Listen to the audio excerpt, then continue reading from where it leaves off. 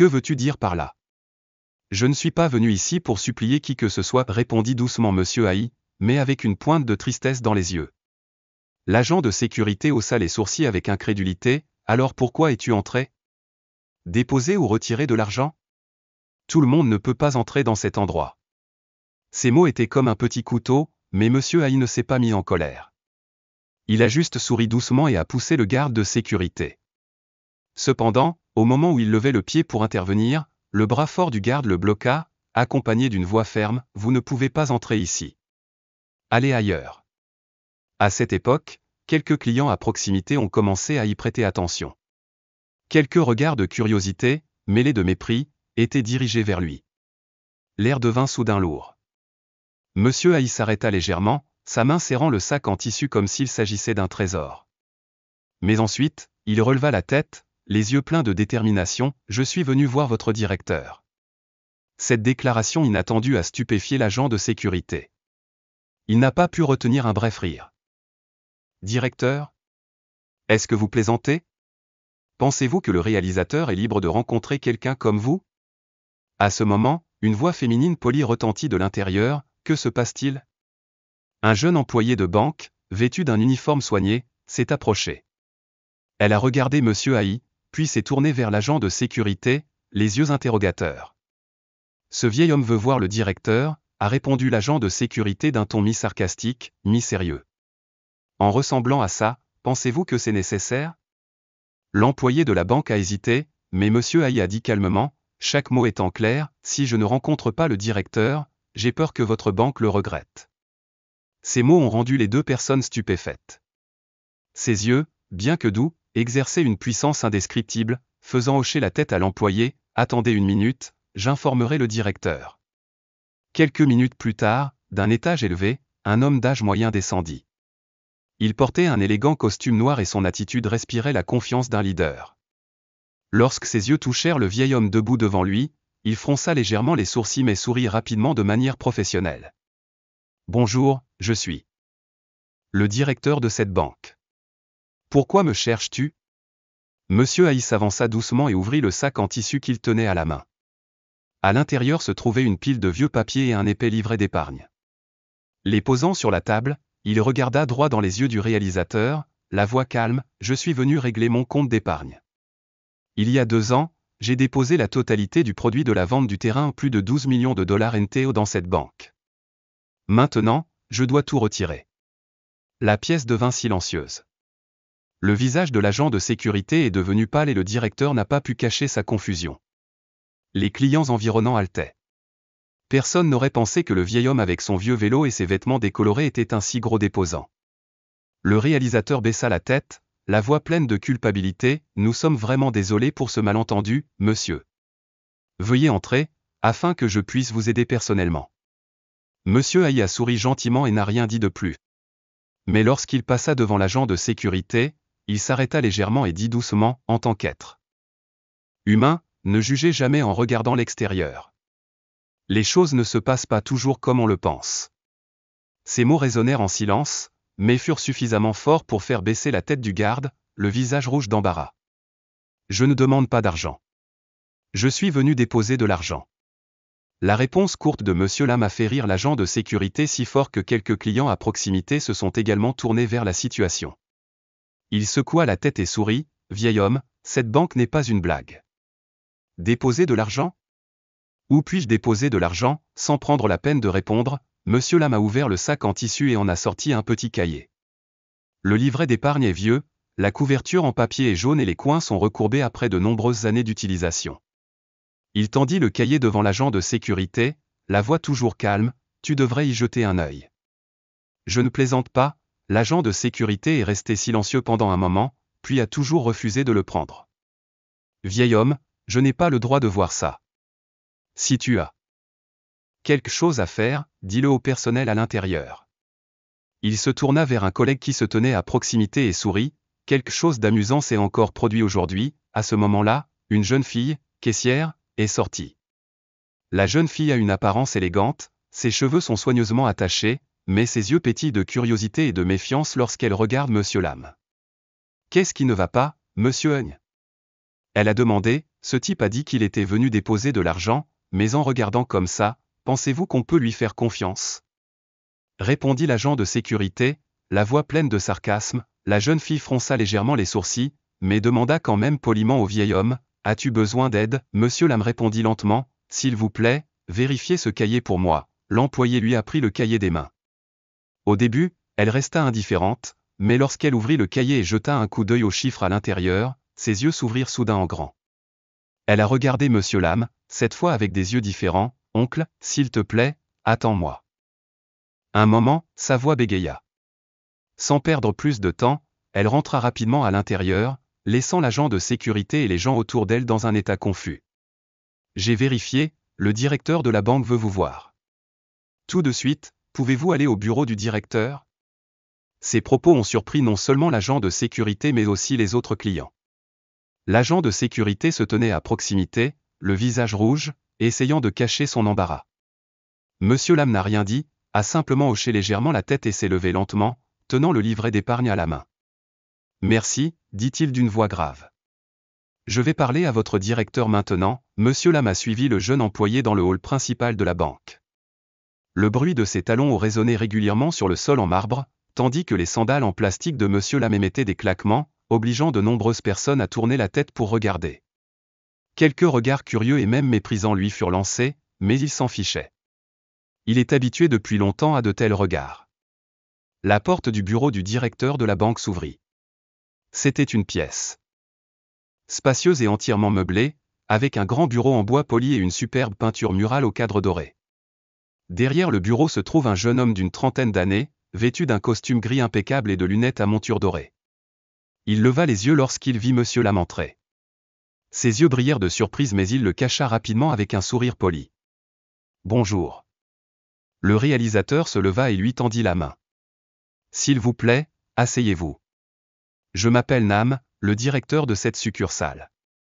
J'ai entendu dire par le personnel que vous aviez un livret d'épargne et que vous souhaitiez effectuer une transaction. Monsieur Lam hocha la tête et s'assit lentement sur la chaise d'en face. C'est vrai, Monsieur Nam. Je veux retirer de l'argent de ce livret d'épargne. Nam prit le cahier des mains de Monsieur Lam et l'ouvrit. Alors qu'il regardait les chiffres sur le registre, le sourire poli sur ses lèvres s'estompa progressivement. Il fronça les sourcils, retournant le cahier encore et encore comme s'il voulait s'assurer qu'il ne s'était pas trompé. Le chiffre sur le livret d'épargne atteignait des dizaines de millions de dollars NT, une somme d'argent qu'il n'aurait jamais pensé appartenir à un vieil homme aussi minable. Monsieur Lam, puis-je demander d'où vient cet argent? Nam essaya de rester calme, mais sa voix montrait clairement de l'embarras. Monsieur Lam sourit légèrement, ses yeux étaient calmes mais contenaient de l'expérience. C'est l'argent que j'ai économisé toute ma vie. Vous n'avez pas à vous soucier de sa provenance. Votre travail consiste à m'aider à en retirer une partie, n'est-ce pas? Nam resta silencieux pendant un moment, comme s'il essayait de rassembler les pièces du puzzle dans sa tête. Finalement, il se tourna vers le jeune employé. Mademoiselle Lan, vérifiez les informations du compte de Monsieur Lam maintenant. Je veux m'assurer que ce livret d'épargne est valide. L'employé est rapidement sorti, laissant Nam et Monsieur Lam dans la pièce avec seulement le doux bruit du climatiseur. Nam posa soigneusement le cahier sur la table, joignit les mains, essayant de conserver une attitude professionnelle. Monsieur Lam, je suis désolé si je suis un peu curieux, mais je ne comprends vraiment pas comment quelqu'un comme vous peut accumuler une si grosse somme d'argent. C'est une chose très rare. Monsieur Lam regardait directement Nam, ses yeux vieux mais clairs semblaient voir à travers tout. Pour qui me prenez-vous? Un vieil homme pauvre et analphabète? Nam est confus. Non, je ne veux pas dire ça.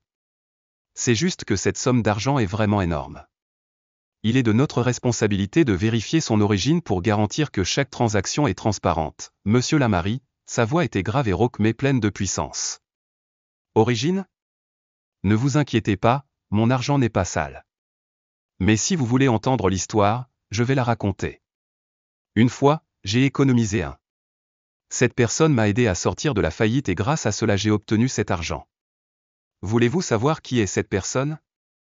Nam Tai, un homme de 32 ans, a été surpris un instant, mais a quand même essayé de rester calme. Tu peux me le dire, si tu veux. Je suis vraiment curieux. Comme une gifle pour son estime de soi, il réalise soudain que depuis qu'il est devenu réalisateur, il a laissé le pouvoir et la richesse obscurcir sa vision.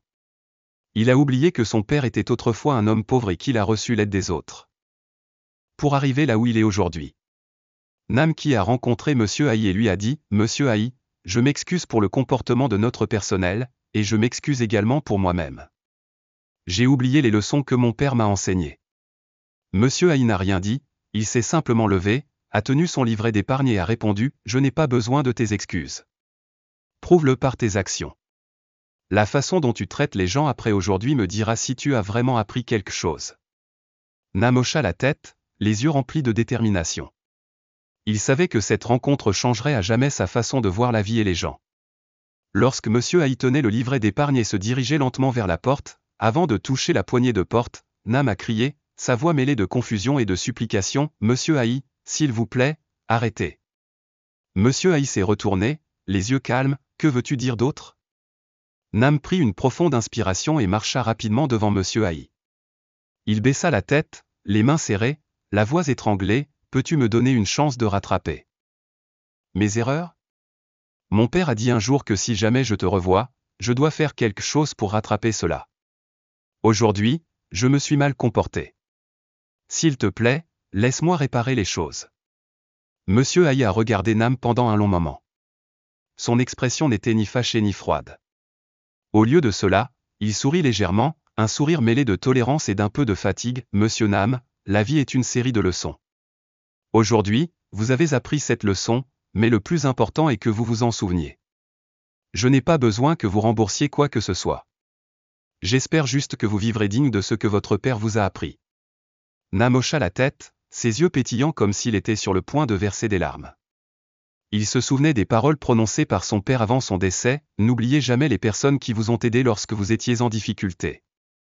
Ce sont des bienfaiteurs, des leçons et des rappels pour toujours vivre la vie de la bonne manière. » Alors que Nam était encore ému, Monsieur Aïe a posé le livret d'épargne sur la table et a dit d'une voix grave, « Je ne suis pas là pour retirer tout cet argent. Je veux juste en retirer une petite partie pour aider un projet caritatif dans ma ville natale. Je veux que votre banque prenne en charge le reste. Mais j'ai une condition. » Nam resta sans voix et demanda rapidement, « Quelle condition, monsieur ? » « Nous sommes prêts à accéder à votre demande. » Monsieur Aïe a regardé Nam droit dans les yeux, parlant lentement mais puissamment, « Utilisez les bénéfices de ce livre pour créer un fonds pour soutenir les pauvres. Je ne veux pas voir des gens comme moi être méprisés simplement à cause de leur simple apparence. Pouvez-vous le faire ?» Nam hocha tristement la tête, « Oui, je promets de le faire. Je nommerai ce fonds un fonds de gratitude en souvenir des enseignements de mon père et de sa confiance. » Refusant d'apparaître devant la caméra, Monsieur Aïe ne leur a dit qu'une seule phrase, « Je suis juste une personne normale. L'histoire ne parle pas de moi, mais de la façon dont les gens devraient se traiter les uns les autres. » Un matin de mars, Monsieur Aïe a reçu une autre lettre de Nam. Avec une invitation à assister à l'inauguration d'une école primaire nommée en Enya Primary School. L'école a été construite grâce au fonds que Monsieur Aïe a proposé de créer. Nam a écrit, « Monsieur Aïe, c'est notre façon d'honorer votre gentillesse et votre foi. Cette école apportera un avenir à tant d'enfants pauvres. » Même s'il ne voulait pas être le centre de l'attention, Monsieur Aïe a quand même accepté l'invitation à y assister. Il est apparu à la cérémonie portant de vieux vêtements kaki, des sandales en plastique familières et un vieux vélo. Mais cette fois, personne ne le regarda avec dédain. Au lieu de cela, ils s'inclinèrent tous respectueusement. La cérémonie d'inauguration s'est déroulée dans une ambiance chaleureuse. Nam a personnellement conduit Monsieur Aïe au podium, où se trouvait une plaque gravée avec les mots « Une école primaire de Enya, dédiée au bon cœur ». Lorsque Monsieur Aïe a tenu les ciseaux pour couper le ruban d'inauguration, tout le monde a applaudi. Un petit garçon maigre, vêtu d'une vieille chemise blanche usée, s'est approché, lui a attrapé la main et a dit « Grand-père, merci d'avoir aidé à construire l'école. Je vais essayer de bien étudier. » M. Aïe a souri, ses yeux brillants de bonheur. « Fils, tu dois juste te rappeler une chose, sois gentil. Toutes les bonnes choses te trouveront. » Après la cérémonie, Monsieur Aïe est retourné à sa vie quotidienne. Chaque matin, il continue de parcourir le village avec son vieux vélo, rendant visite à de vieux amis et passant du temps à raconter des histoires aux enfants du village. Mais désormais, il n'est pas seulement Monsieur Aïdiste village, mais aussi un symbole de gentillesse aux yeux de tous ceux qui connaissent son histoire. Dans un petit coin de la maison, sur une vieille table en bois, une lettre de Nam et une photo de l'inauguration de l'école ont été soigneusement rassemblées par Monsieur Haï dans un vieux livre. Chaque fois qu'il les regardait, il souriait légèrement, prenait une gorgée de thé et pensait, la vie, fais ce qu'il faut, ça suffit.